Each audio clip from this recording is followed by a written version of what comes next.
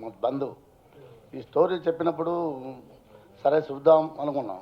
తర్వాత ఆ స్టోరీ మొత్తం విన్న తర్వాత ఆలోచించి ఖచ్చితంగా ఈ సినిమా తీయాలి, డబ్బులు ఎంతైనా పర్వాలేదు, సినిమా మాత్రం బాగుండాలి అనే ఉద్దేశంతో నరసింహారెడ్డి గారితో కలిసి ఈ సినిమా చేసాం. సెన్సిటివ్ మ్యాటర్స్ని అద్భుతంగా డీల్ చేసి నేషనల్ అవార్డు వచ్చింది.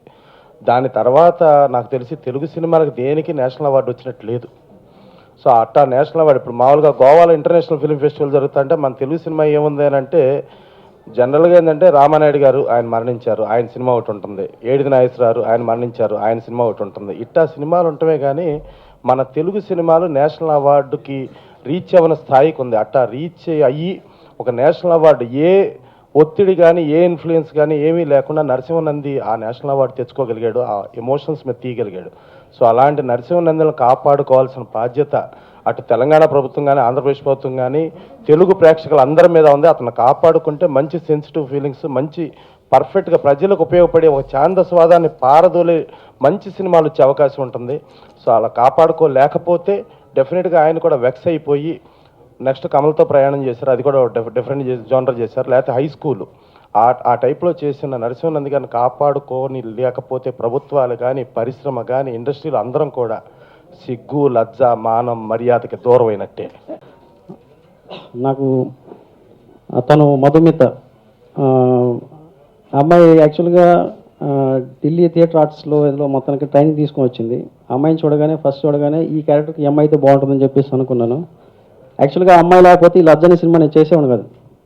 ఎందుకంటే తను ఎఫర్ట్ పెట్టింది ఈ చిత్రంలో ఎంత బోల్డ్గా అంటే ఏం చెప్పినా సరే సినిమా కోసం ఏదైనా చేస్తానంటది అమ్మాయి. అంటే ఆ క్యారెక్టర్ కోసం అంత పర్ఫెక్షన్ ఉందన్నమాట. డెడికేషన్ కానీ పర్ఫెక్షన్ కానీ నాకు తెలిసి మన తెలుగు సినిమా ఇండస్ట్రీలో మన తెలుగు వాళ్ళు ఇంత డెడికేషన్తో చేసే అమ్మాయిలు నాకు ఎవరిని నేను చూడలేదు. నేను 1940లో అమ్మాయిని చూశాను, తర్వాత ఈ అమ్మాయిని చూశాను. అంటే అంత ఎఫర్ట్ అనమాట. ప్రతి ఈచ్ అండ్ ఎవ్రీ ప్రతి మూమెంట్ కానీ ఎక్స్ప్రెషన్ కానీ అంటే ఆ సినిమాలో చూసి తెలుస్తూ ఉంటుంది. ఎన్ని క్లోజప్స్ ఉన్నాయి, అన్ని క్లోజప్లో కూడా ఒక పర్టికులర్గా చిన్న చిన్న ఎక్స్ప్రెషన్ కూడా చాలా డీటెయిల్డ్గా ఆ అమ్మాయి ఎక్స్ప్రెషన్స్ ఇచ్చింది. అది ఆ చిత్రం చూస్తే తెలుస్తుంది అమ్మాయి ఒక పెర్ఫార్మెన్స్ కదా. డెఫినెట్గా అమ్మాయికి ఈ సినిమాలో నేషనల్ అవార్డు కూడా. ఎందుకంటే ఒక నందిత దాస్, ఒక షబానా ఆజ్మీ వీళ్ళ కోవాకి చెందుతుంది అమ్మాయి ఇలా నా తెలిసి ఫ్యూచర్లో. నంది గారికి ఎన్నిసార్లు థ్యాంక్స్ చెప్పినా తీరదేమో. ఏ ఎక్స్పీరియన్స్ కానీ ఏం అడగకుండా సాంగ్స్ విని అవకాశం ఇచ్చారు. Thank you so much sir. ఈ మూవీ కూడా సార్ జోనర్ నుంచి కొంచెం బయటకు వచ్చి కమర్షియల్ ఎలిమెంట్స్ జోడించి చేశారు. దానికి ఫస్ట్ ఆఫ్ ఆల్ సార్కి congrats and all the best. ఒక అందమైన జీవితం ఒక అమ్మాయి లైఫ్లో, ఒక అందమైన భర్త, ఒక మంచి ఇల్లు, మంచి లైఫ్. కానీ అమ్మాయి లైఫ్లో ఏదో చిన్న వెళుతుంది, ఒక చిన్న అంటే అన్నీ ఉన్నాయి లైఫ్లో, ప్రతిదీ ఉంది.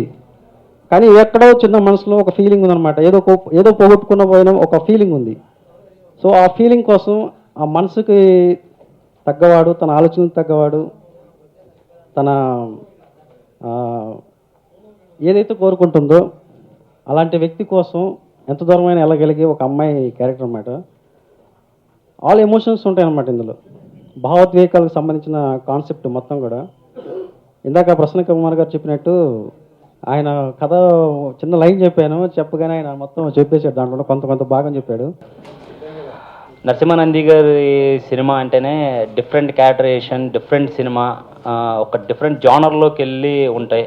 ప్రతి క్యారెక్టరైజేషన్ కూడా చాలా డిఫరెంట్గా ఉంటుంది అని అందరికీ తెలుసు.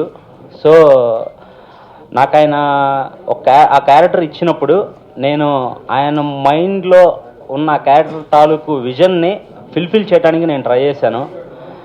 దానికి ఆయన ముందే మా ప్రిపరేషన్ కానీ దానికి సంబంధించిన బాడీ లాంగ్వేజ్ ఎలా ఉండాలి, డిక్షన్ ఎలా ఉండాలి, లుక్ ఎలా ఉండాలి, ఎవ్రీథింగ్ బిఫోర్ సార్ డిజైన్ చేశారు. ఫస్ట్ ఆఫ్ ఆల్ అలాంటి డైరెక్టర్ గారితో వర్క్ చేయటం అనేది నేను చాలా హ్యాపీగా ఫీల్ అవుతున్నాను.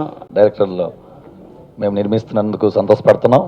అయితే ఈ నిర్మాతగా బూచపల్లి తిరుపతి గారు మా అందరినీ కూడా ముందు నడిపించి ఒక కమర్షియల్గా పిక్చర్ తీయాలి అంటే మరి నంది గారు నేషనల్ అవార్డు గ్రహీత, ఆయన సొసైటీకి ఉపయోగపడే పిక్చర్లు తీస్తారు. మరి ఈరోజు డబ్బు పెట్టి మనం ముందుకు వెళ్తే ఎలా ఉంటుందో అని చెప్పి ఆలోచించిన టైంలో నరసింహానంద్ గారు ఒప్పుకోవటం మాకు చాలా సంతోషకరంగా ఉంది. ఎందుకంటే లజ్జ అనేటువంటి పదాన్ని మీరు చూసినట్టయితే పల్లెల్లో సిగ్గుందా లజ్జ ఉందా అనే ఒక కామన్ వర్డ్స్లో వచ్చేటువంటిది. దాన్ని మంచి ఎలిమెంట్స్, కమర్షియల్ ఎలిమెంట్స్ తీసుకొని మంచి సాంగ్స్ కానీ సుకుమార్ గారు వీళ్ళంతా కూడా చేసినటువంటి చూస్తే మేము పెద్ద అనుభవం ఉన్నటువంటి వాళ్ళని చెప్పం, కానీ సినిమా గురించి అయితే తెలుసు. ఇక్కడ నటించినటువంటి నటులందరూ కూడా మరి ఆ అమ్మాయి చెప్పినట్టుగా మధుమతి గారు 30 days వర్క్ చేస్తే మేము మ్యాక్సిమం ఒక 5-6 days మేము కూడా ఉండి చూడటం జరిగింది. కానీ ఇలా వర్క్ హాలిక్ మాత్రం చాలా చాలా బాగుంది, డెడికేషన్ కూడా. మరి నంది గారు ఈ మధ్యకాలంలో నంది అనగానే అంతకుముందు మరి సంపత్ నంది గారు, నరసింహనంది గారు ఇట్లా మరి ఈ పేరుకే అవార్డు మరి వాళ్ళకి వచ్చిందో గవర్నమెంట్ మరి ప్రభుత్వం మనం ఇచ్చామో తెలియదు, కానీ మొత్తం మీద నరసింహనంది గారు మాత్రం ఈ పిక్చర్ ద్వారా మన తెలుగు రాష్ట్రాల్లో వన్ ఆఫ్ ద డైరెక్టర్గా మా అందరికి కూడా మరి ముందుంటారు. ఇది నా మొదటి మూవీ. నాతో పాటు చేసిన నా మిత్రులందరికీ థ్యాంక్స్.